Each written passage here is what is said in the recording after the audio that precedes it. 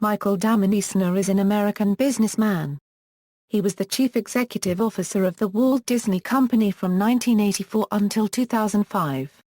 Early life: Eisner was born to an affluent, secular Jewish family in Mount Kisco, New York. His mother, Margaret, whose family founded the American Safety Razor Company, was the president of the Irvington Institute, a hospital that treated children with rheumatic fever. His father, Lester Eisner, Jr., was a lawyer and regional administrator of the United States Department of Housing and Urban Development.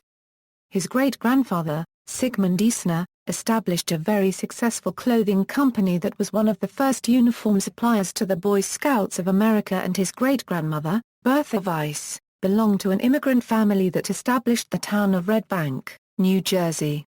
His parents were both descendants of German Jewish immigrants, and Eisner had 16 relatives who were killed in the Holocaust. He was raised on Park Avenue in Manhattan. He attended the Allen Stevenson School kindergarten through 9th grade, followed by the Lawrenceville School in 10th through his senior year, and graduated from Denison University in 1964 with a B.A. in English. He is a member of the Delta Upsilon fraternity and credits much of his accomplishments to his time at Key Wading Canoe Camp for Boys in Vermont. Eisner has one sister, Margot Friedman. ABC and Paramount. After two brief stints at NBC and CBS, Barry Diller at ABC hired Eisner as assistant to the national programming director. Eisner moved up the ranks, eventually becoming a senior vice president in charge of programming and development. In 1976, Diller, who had by then moved on to become chairman of Paramount Pictures, recruited Eisner from ABC and made him president and CEO of the movie studio. During his tenure at Paramount, the studio turned out such hit films as Saturday Night Fever, Grease, the Star Trek film franchise, Raiders of the Lost Ark, and Beverly Hills Cop, and hit TV shows such as Happy Days, Laverne and Shirley, Cheers and Family Ties. Diller left Paramount in 1984, and, as his copyright, Eisner expected to assume Diller's position as studio chief. When he was passed over for the job, though, he left to look for work elsewhere and lobbied for the position of CEO of the Walt Disney Company. The Walt Disney Company. Since Walt Disney's death in 1966, the Walt Disney Company had narrowly survived takeover attempts.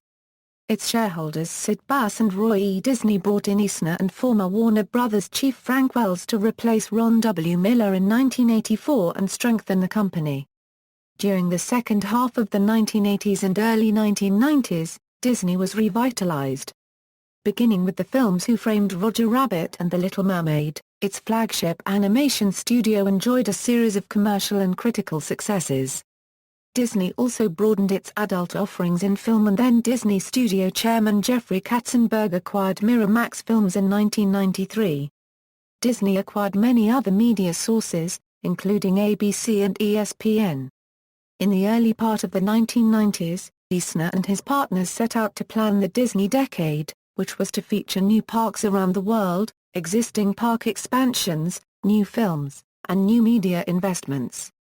While some of the proposals were completed, most were not.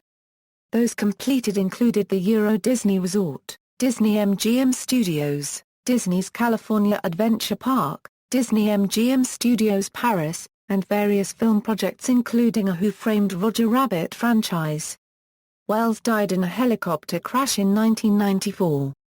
When Eisner did not appoint Walt Disney Studios chief Jeffrey Katzenberg to Wells' now available post, Katzenberg resigned and formed DreamWorks SKG with partners Steven Spielberg and David G. Fenn.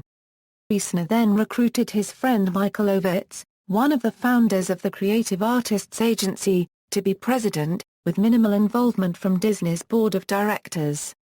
Ovitz lasted only 14 months and left Disney in December 1996 via a no-fault termination with a severance package of $38 million in cash and 3 million stock options worth roughly $100 million at the time of Ovitz's departure. The Ovitz episode engendered a long-running derivative suit, which finally concluded in June 2006, almost 10 years later. Chancellor William B. Chandler, III of the Delaware Court of Chancery, despite describing Eisner's behavior as falling far short of what shareholders expect and demand from those entrusted with a fiduciary position. Found in favor of Eisner and the rest of the Disney board because they had not violated the letter of the law.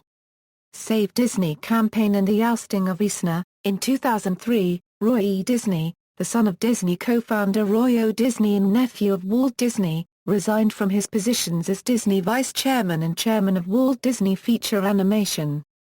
His reasons for resigning were micromanagement flops with the ABC television network, timidity in the theme park business, the Walt Disney Company turning into a rapacious, soulless company, refusal to establish a clear succession plan, as well as a string of box office movie flops starting in the year 2000. On March 3, 2004, at Disney's annual shareholders meeting, a surprising and unprecedented 43% of Disney's shareholders, predominantly rallied by former board members Roy Disney and Stanley Gold, withheld their proxies to re-elect Eisner to the board. Disney's board then gave the chairmanship position to board member George Mitchell. However, the board did not immediately remove Eisner as chief executive. On March 13, 2005, Eisner announced that he would step down as CEO 1 year before his contract expired. On September 30, Eisner resigned both as an executive and as a member of the board of directors, and, severing all formal ties with the company, he waived his contractual rights to perks such as the use of a corporate jet and an office at the company's Burbank headquarters. Eisner's replacement was his longtime chief operating officer, Robert Iger. Post-Disney, on October 7, 2005, Eisner was a guest host for The Charlie Rose Talk Show. His guests were John Travolta and his ex-boss, Barry Diller. Impressed with Eisner's performance, CNBC President Mark Hoffman hired Eisner in early 2006 to host his own talk show, Conversations with Michael Eisner. The show mostly features CEOs, political leaders, artists and actors. His guests have included Chuck Norris and Frank Gehry. Eisner is also an executive producer of the show. In March 2007, Eisner's investment firm, the Tornante Company, launched a studio, Vagaru, that produces and distributes videos for the Internet, portable media devices and cell phones. In October 2007, Eisner, through his Tornante Company investment firm, partnered with Madison Dearborn Partners in the acquisition of Topps Company, the bubblegum and collectibles firm. He produced a mockumentary-style show about his takeover of the Topps Company, called Back on Topps. The College of Education at California State University Northridge is named in his honor. In 2009, Eisner used his own money to produce a claymation show called Glenn Martin, DDS. He was inducted into the Television Academy Hall of Fame in 2012. Personal life: after college in 1964, he met his future wife, Jane Breckenridge, a Unitarian of Swedish and Scottish descent. They have 3 sons, Breck, Eric and Anders Eisner. Books: Work in Progress, Camp, Working Together, Why Great Partnerships Succeed, Awards and Recognition, 2001 Honor Award from the National Building Museum, 2004 UJA Federation of New York Stephen J. Ross Humanitarian of the Year Award, received a star on the Hollywood Walk of Fame in 2008. Inducted into the Television Academy Hall of Fame on March 1, 2012. References.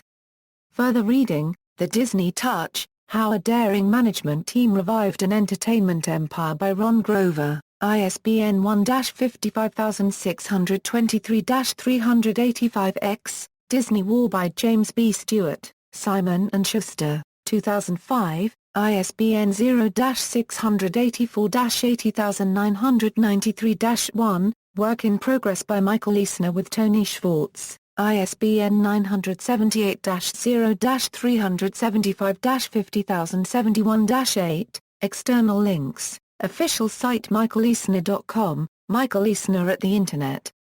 Movie Database, CNBC Show official site with videos and transcripts. Conversations with Michael Eisner, Eisner Foundation, Archive of American Television Interview, Michael Eisner's interview on Plum.